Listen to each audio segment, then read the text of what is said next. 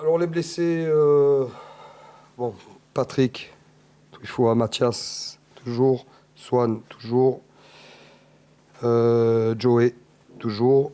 D'accord, Esteban Abadi, contracture adducteur, donc très incertain. Et Antoine Fridge. Esteban, c'était Apo Apo. Voilà. Le reste, Ryan à 7, Ryan Rebadge à 7. Ou 7, pardon. Le reste, c'est bon. Je vous écoute. Pierre, on t'a quitté à Pau, remonté après la défaite du RCT. Comment s'est passée cette mini trêve, cette mini séance de repos, puis la reprise, personnellement d'abord et puis pour ton groupe? Non, personnellement, moi, j'ai pas coupé. Je travaillais, j'avais des choses à faire au club, des choses à régler, des choses à réajuster, je l'avais dit. Donc, c'est ce que j'ai fait toute la semaine. Les joueurs se sont reposés, ils en avaient besoin. Et ensuite, on a repris avec des petits réajustements entre nous, voilà, des choses simples, mais des choses nécessaires. Voilà, et puis on a bien rattaqué cette semaine avec un effectif tournoi réduit, comme d'habitude. À Pau, justement, tu avais fait la déclaration que des choses allaient changer. Je suis obligé de te demander qu'est-ce qui a changé ou qu'est-ce qui va changer? Il y a des choses qui vont changer dans le futur, c'est sûr. Dans le court terme, il y a des réajustements, ce que j'ai fait. J'ai pas envie de dire ce que j'ai fait, ça reste dans notre vestiaire. Et ensuite, les joueurs surtout ont nécessairement besoin de monter le curseur sur des choses, et le staff aussi. Et donc voilà, c'est important de réajuster les choses et de les faire dès samedi soir. Est-ce que tu as eu besoin de parler avec eux individuellement, collectivement? Oui, oui, les deux, pas de souci, comme toujours. Est-ce que c'est une situation un peu comparable à ta première année, Pierre, où tu avais été agacé par certains comportements de tes joueurs? Est-ce que on est dans le même cas où on est plus avancé que ce que tu avais pu être lors de la première année? Non, je veux pas comparer, mais non, on est quand même plus avancé. Mais je l'ai dit, je le répète. Voilà, oui, c'est difficile d'être constant sur 11 mois, on le sait très bien, mais oui, j'en ai un peu marre, comme tout le monde, hein, on en a un peu marre de montrer un double visage. Encore une fois, où je suis un peu déçu, c'est que sur le match de Pau, je suis désolé, on déplaise à qui veut pas l'entendre, pendant 48 minutes, on est là. Pas qu'au niveau du score, on est là dans l'intensité. C'était pas un grand match de rugby, mais on est là sur un match à l'extérieur. Je pense que c'était plus à Pau de douter, en tout cas sur les 30 dernières minutes, mais ça a été nous. Ça a été nous pour la discipline. C'est un réajustement que j'ai fait, je peux te le dire. Il est clair que je ne vais rien laisser passer, hein. Les mecs qui font des fautes, ils ne joueront pas, hein. Voilà. Quand je dis des fautes, on fait toujours des fautes dans un match. Mais quand on fait 18 ou 20 fautes, c'est pas nous, quoi. D'accord ? On est capable de bien mieux faire, pardon. On l'a fait, mais ça veut dire que quand tu commences à sortir du match, que tu fais des fautes stupides, des fautes inutiles, d'accord, comme c'est arrivé, que tu donnes à l'adversaire le bâton pour te faire battre, quand tu donnes à l'adversaire la possibilité d'aller dans tes 5 mètres, faire des ballons portés, où tu défends très mal, etc., c'est beaucoup trop pour gagner à l'extérieur. Donc voilà, c'est clair. Les mecs, si on n'est pas intelligent, on ne jouera pas. Voilà. Tu peux t'appeler comme tu veux. Comment avec un peu plus de recul, tu l'expliques justement, cet enchaînement de fautes? C'est quoi? C'est de la fatigue? C'est de manque d'exigence? Je l'ai dit après le match, c'est de la stupidité. Déjà, il faut être intelligent à ce jeu. C'est ça, toujours pareil, et c'est toujours le cas. Il faut être intelligent. Il y a des fautes que malheureusement tu ne peux pas échapper parce que tu es coincé, parce que tu as des circonstances qui font que c'est difficile de faire 0 faute. D'accord, j'ai joué, je sais ce que c'est. Mais quand tu es en retard sur un ballon ou quand tu grattes un ballon pour rien, toutes ces choses-là, ça montre que tu manques de lucidité, d'intelligence et que tu es pas dans le match, peut-être, que pour certains qui sortent du match, et ils pénalisent énormément l'équipe. Voilà, donc ces joueurs-là, je leur ai dit, c'est table rase, ils joueront pas. Il y avait Romain qui était là, qui avait réglé un peu votre problème d'indiscipline l'année où il a été présent avec vous. Est-ce que c'est une réflexion que tu peux avoir pour l'année prochaine, de refaire venir quelqu'un un peu spécifique au niveau de la règle, ou est-ce que c'est les joueurs qui doivent se prendre un peu en main? Non, je pense qu'au Romain, nous avez fait un travail considérable, c'était évident. Je ne vais pas revenir dessus. Non, on ne prendra pas quelqu'un pour remplacer Romain, je l'ai dit. Je pense que honnêtement, c'est une prise de conscience aussi individuelle. Peut-être qu'on n'a pas, et moi le premier, pas assez pointé cette exigence-là sur le nombre de fautes, sur en tout cas l'afficher un peu plus. Je parle en début de semaine, notamment après les matchs, insister un peu plus sur ça, même si on en parle souvent, peut-être l'afficher davantage. C'est une prise de conscience, on va dire, individuelle, forcément, et aussi générale. Donc voilà, après je suis désolé, mais on ne me parlait pas de discipline. Le match de base, par exemple, à domicile. On avait fait, je crois. Comment? C'est vrai, mais même un match de championnat. Tu vois, quand tu es plutôt. C'est toujours pareil, hein, quand tu es un peu comme ça, tu as tendance à faire beaucoup plus de fautes que quand tu es engagé, finalement, engagé mentalement et engagé physiquement. Voilà. T'as beaucoup parlé, Pierre, des joueurs qui doivent passer devant et devenir des leaders. Là, il te manquait certains mecs à Pau, par exemple. Est-ce que dans ces moments-là où tu enchaînes les fautes, ton équipe, elle manque de leaders, justement, pour remettre tout le monde d'aplomb? Oui, en fait, comment on appelle ça? Un phénomène de contagion, ça vous parle? Voilà. C'est-à-dire que ben, c'est l'opposé, un peu c'est les moutons de Panurge, là, tu vois, tu fais une faute et tout le monde suit, ça continue. À un moment donné, il faut que ça s'arrête. Effectivement, là, il faut sur le terrain, il faut montrer l'exemple. Les leaders doivent se reconnecter ensemble, refaire des choses simples, sur quoi on fait des fautes, sur quoi truc, oui, c'est vrai. Mais après, le leader, il peut le dire, peut-être qu'ils l'ont dit sur le terrain, ou je ne sais pas comment ils se l'ont transmis, en tout cas sur le terrain, parce que même si j'ai posé la question, mais après, ça suffit pas. Il faut une prise de conscience individuelle. Et je reviens à l'intelligence et à l'adaptation. Voilà. C'est pas parce que même quand tu prends un essai, tu peux pas te mettre dans le rouge tout le temps par rapport à ça. Pierre, on sait que cette période, c'est aussi l'occasion pour certains joueurs de se montrer, de gagner des places. Par exemple, pour Matteo Garcia, qu'est-ce que tu attends d'un joueur comme ça, qui a été souvent blessé, un peu blessé cette saison, là, qui est revenu depuis quelques semaines? Qu'est-ce que tu attends de lui sur cette période de doublon avec l'absence de Paolo notamment? Euh, non, mais j'attends de lui comme Thomas, comme Thomas. Enfin, rien de particulier. On verra déjà s'il sera dans le groupe ce week-end. Non, mais il n'y a rien à faire. J'attends pas plus qu'un autre pour le concernant. Je comprends C'est pas. parce qu'il a moins joué, c'est depuis qu'il est revenu de blessure, depuis l'arrivée de Thomas aussi, c'est pour ça. Comment ça s'est passé, cette recrue pour lui à son poste? Tu en as parlé spécialement ou pas? Oui, ça fait un moment qu'il est arrivé là, Thomas. Ah oui, t'es en retard. Oui, mais il était blessé, Matteo, à ce moment-là. Ah oui, ben oui, mais bon, Thomas, c'est un très très bon joueur à qui il faut donner un peu de confiance et un peu de temps. Donc si je veux lui donner de la confiance, il faut qu'il joue. Alors, au détriment, tu as raison, de Matteo. Mais voilà, c'est la concurrence, c'est comme ça. Voilà, pour l'instant, c'est une décision où on veut donner un peu comment dire, du temps de jeu et de la confiance pour qu'il connaisse un peu le top 14, connaisse un peu ses coéquipiers. Il a besoin de temps et c'est pour ça que je lui accorde. Est-ce que tu peux nous donner des nouvelles de Nacho, qui a été annoncé blessé par la sélection? Est-ce qu'il est revenu au club? Quelle est sa blessure? Non, Nacho, il est rentré en Argentine pour des raisons familiales, auxquelles ça lui appartient. Et bon, il ne devrait pas rejouer pour l'Italie, en tout cas pour le tournoi à court terme. J'attends un peu des nouvelles aussi. Je le laisse un peu régler ses problèmes familiaux le concernant. Donc voilà, j'attends un peu son retour. Je ne lui mets pas du tout de pression pour revenir. Pour moi, la famille, ça passe avant tout. Et j'ai eu Gonzalo Quesada, on s'est parlé. Et on est alignés, on va dire, tous les trois, pour le bien du joueur et de sa famille. S'il faut parler de Clermont, qu'est-ce que tu peux nous dire de cet adversaire qui se présente à Mayol, dans un Mayol toujours invaincu? Oui, mais c'est un adversaire, on va dire, dans le style de Montpellier. Hein.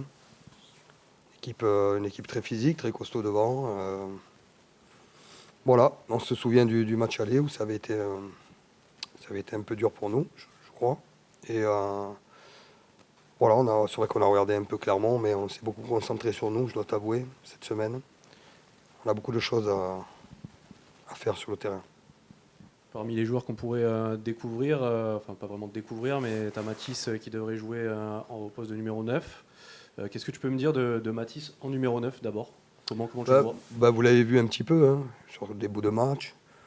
C'était un joueur, bon, vous savez, c'est un joueur qui est vraiment polyvalent, un joueur qui est capable de dynamiser, qui est capable d'être hyper dangereux autour des rucks, mais pas que, il va très très vite.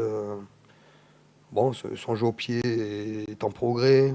À ce poste-là, c'est encore différent du poste d'ailier derrière. Et c'est quelqu'un qui peut nous amener un peu ce peps qu'on a besoin. Alors, on verra un peu les conditions ce week-end.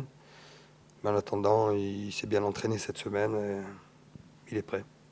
Quel type de jeune joueur c'est? Est-ce qu'il stresse? Est-ce qu'il prend tout? Tu vois, il joue beaucoup à des Mathys postes différents. Ouais, voilà, comment il est? Non. Zéro stress. Zéro stress. Je pense qu'il stresse plus s'il joue pas, à mon avis. C'est le joueur qui a été le plus utilisé du club. Une fois en rigolant, j'ai dit oh là, tu vas sortir parce que tu joues trop et ça va pas trop faire rire. Sinon, c'est quelqu'un qui est plutôt calme.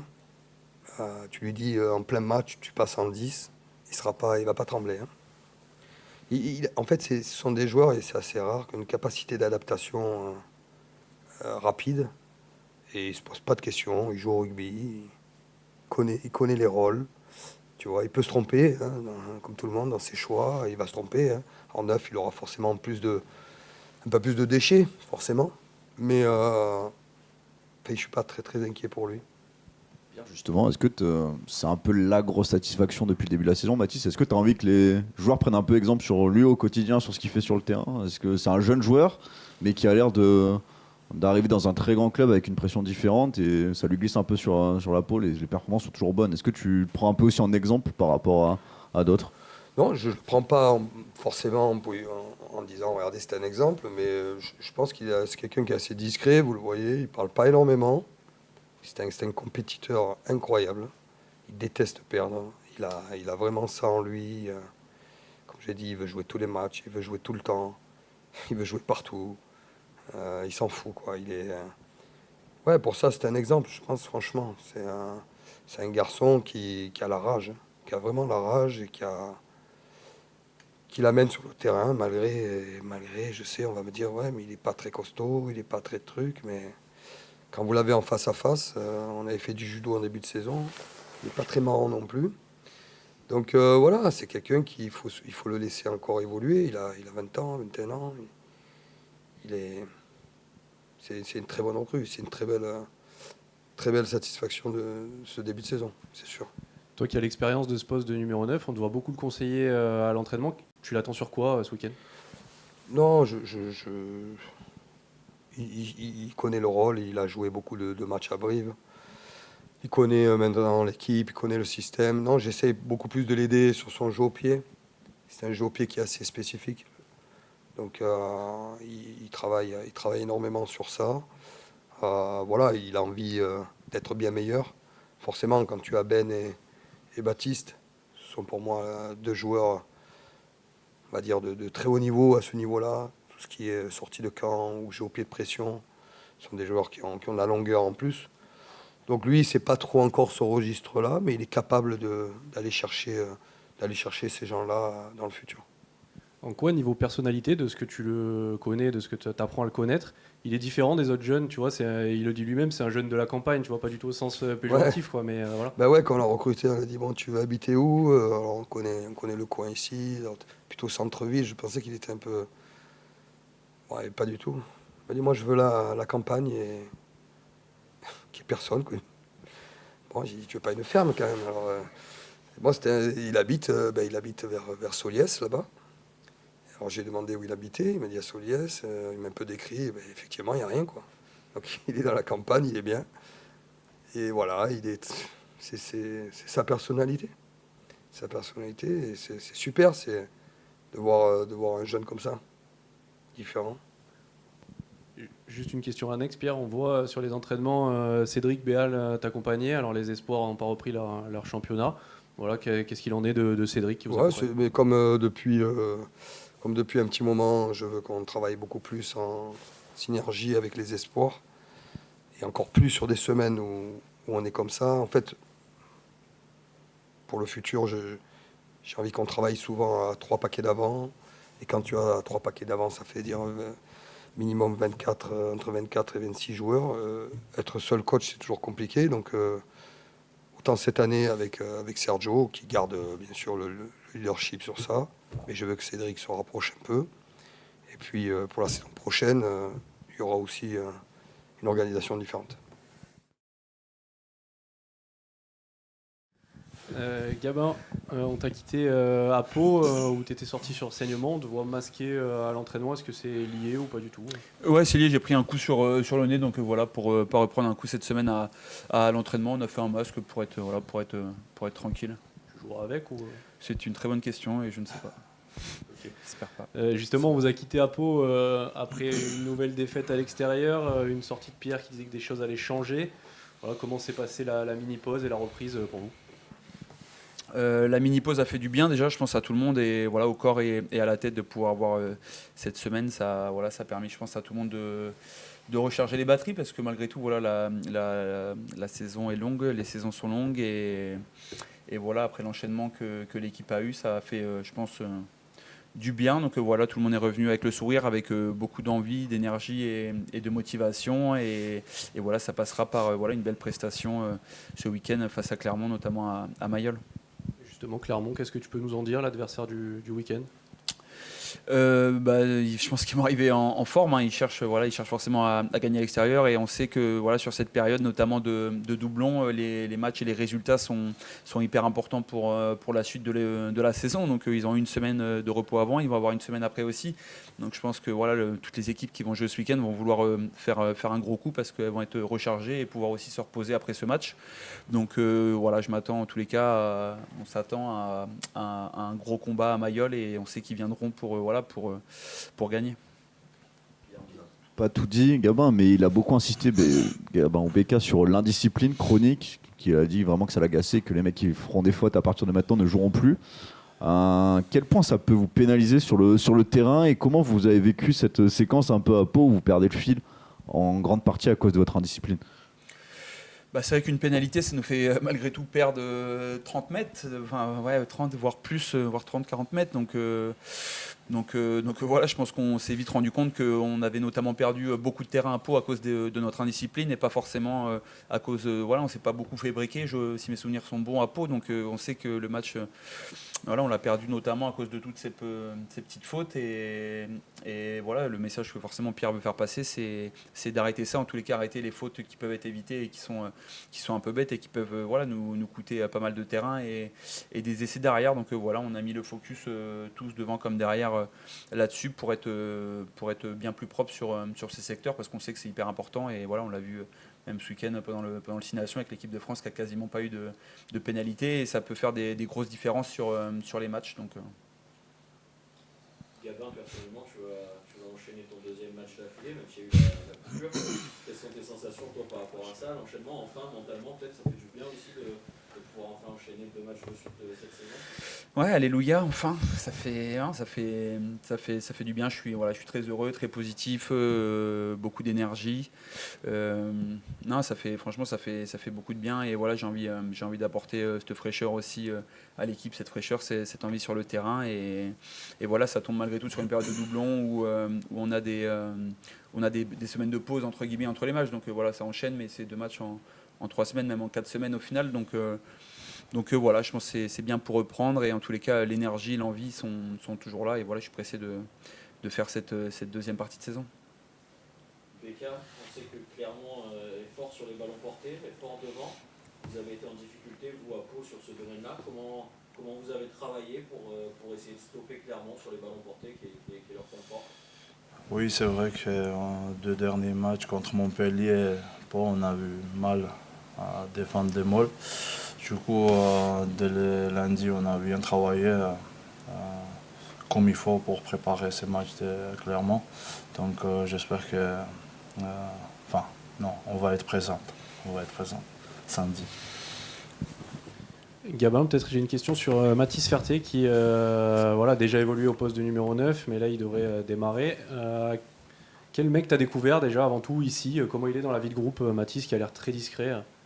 Ouais, c'est vrai que déjà sur le terrain, c'est un couteau suisse. Hein. Il peut couvrir quand même pas mal de postes, toujours présent quand il est aligné, peu importe le numéro qu'il a dans le dos. Donc voilà, c'est chouette d'avoir des mecs comme ça pour l'équipe. Voilà, toujours motivé, voilà, jamais à râler, toujours positif, sérieux, calme. Donc non, franchement, il apporte une sérénité, peu importe où il joue. Voilà, il connaît tous les rôles, il connaît. Franchement, c'est impressionnant et c'est un plaisir de pouvoir jouer avec lui, peu importe le poste qu'il joue. Ça, c'est l'aspect terrain. Et côté perso, comment il est? Tu vois, moi, je le vois comme un mec discret, mais comment il est dans le groupe, comment il s'est intégré? Ouais, il était notamment discret, je pense surtout au début, le temps de s'intégrer et tout. Ça reste un très jeune joueur malgré l'expérience qu'il peut démontrer sur le terrain ou voilà dans ses attitudes, le fait d'être froid. Mais non, en dehors du terrain, voilà, et c'est un mec souriant, voilà, qui aime profiter, qui aime bouger, qui aime sortir. Voilà, on s'est fait un peu de pétanque, on s'est fait plein d'activités à côté. Et voilà, c'est un mec qui respire la joie, mais qui reste, comme tu dis, plutôt posé et serein, même dans la vie de tous les jours. Il y a tes copains de l'équipe de France qui jouent depuis la semaine dernière et encore ce week-end. Mais il y a Gaël qui, après cette première sélection, à ton poste, toi, tu as connu ça aussi en bleu. Est-ce que tu as échangé avec lui sur le fait d'attendre cette première sélection, de rester quand même au contact, de lui donner des conseils peut-être? Ouais, non, c'est vrai qu'il s'en rapproche tout doucement, voilà, petit à petit, je pense, et j'espère, en tous les cas, je lui souhaite que ça va arriver. Et ouais, on a échangé un peu dessus, mais voilà, il n'a pas besoin de moi, il sait très bien comment ça se passe, il sait qu'il faut être patient, et surtout qu'il faut pas lâcher. Donc voilà, c'est ce qu'il a amené malgré tout à Toulon, et je pense que c'est l'état d'esprit qu'il a et qu'il continue d'avoir en équipe de France. Et voilà, je pense que s'il lâche pas, il le sait, il finira par être payé, par connaître sa première sélection. Donc bien sûr, ça passe par de la patience, ça passe par des concours de circonstances ou voilà, avoir l'opportunité d'eux. On a vu qu'il y a eu des blessés au centre, il y a des mecs qui vont avoir l'opportunité de jouer. Donc voilà, à lui d'avoir la patience, mais en tous les cas, je suis pas inquiet sur le fait que voilà, il va pas lâcher le morceau et il va s'accrocher jusqu'à avoir cette première sélection.